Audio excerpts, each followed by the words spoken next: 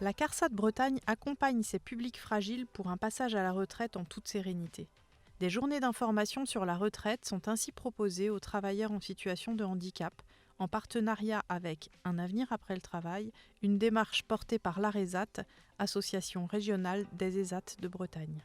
Les travailleurs en ESAT approchant l'âge de la retraite sont de plus en plus nombreux. En 2020, sur un total de près de 7000 travailleurs dans les ESAT bretons, près de 25% étaient âgés de plus de 50 ans. Une majeure partie d'entre eux peut bénéficier d'un départ anticipé au titre de la reconnaissance de la qualité de travailleur handicapé RQTH. Depuis 2015, en partenariat avec Un avenir après le travail, la CARSAT Bretagne a ainsi organisé une quarantaine d'actions dans le cadre desquelles ont été informés près de 2500 travailleurs en ESAT. C'est à Fougères que nous nous rendons aujourd'hui. Les personnes en situation de handicap, sous certaines conditions, peuvent bénéficier d'un départ anticipé à partir de 55 ans.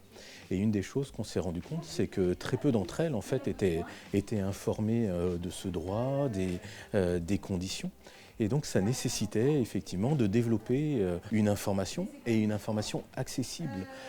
Donc ça a été tout un enjeu qu'on a développé, en tout cas des réponses que l'on a développées avec la CARSAT Bretagne pour multiplier et diffuser cette information.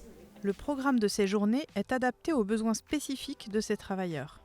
Aujourd'hui, c'est pour préparer la retraite et savoir nos droits qu'on aura le jour de la retraite. On se demande qu'est-ce qu'on va faire et comment on va faire. C'est ça pour les...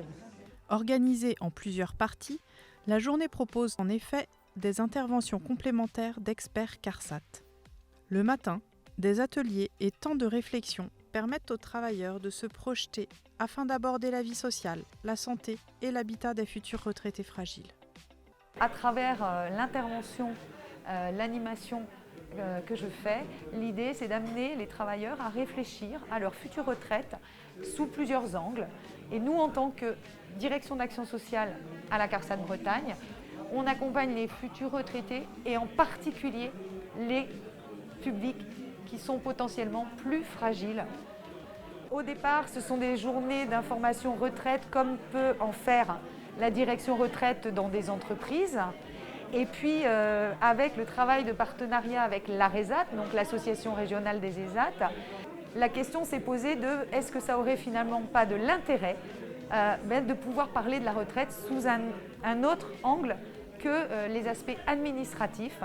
Et c'est comme ça que ça a commencé il y a quelques années maintenant. Et au fur et à mesure, voilà, ça a pris une autre dimension. On s'est petit à petit amélioré, ou en tout cas, on a fait des propositions qui nous semblent de plus en plus répondre aux besoins de ces futurs retraités.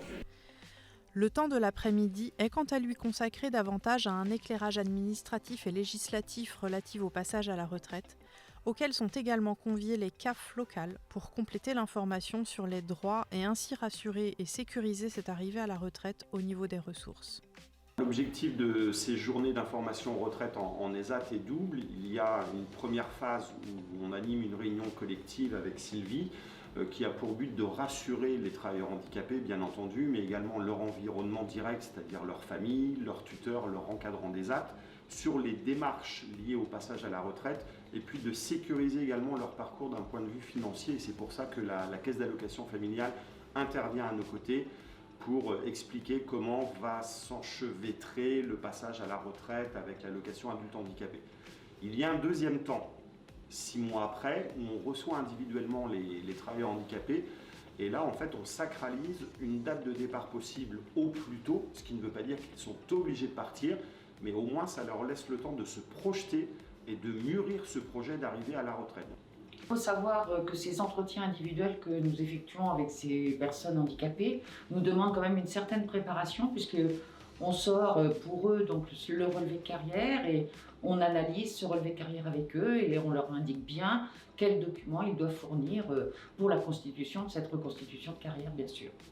Donc il y a vraiment une double approche, rassurer d'un point de vue administratif et financier lors des réunions collectives et puis clarifier les choses sur la date possible pour envisager cette arrivée à la retraite. Je voulais savoir à peu près quand je pouvais partir Alors, savoir mes doigts un petit peu aujourd'hui. Ça me fait des questions et puis ça donne des réponses pour savoir où on va plus tard et puis comme ça on sait où on va. Si on a besoin de commission, tout ça, on va demander ça à l'IRCASAT.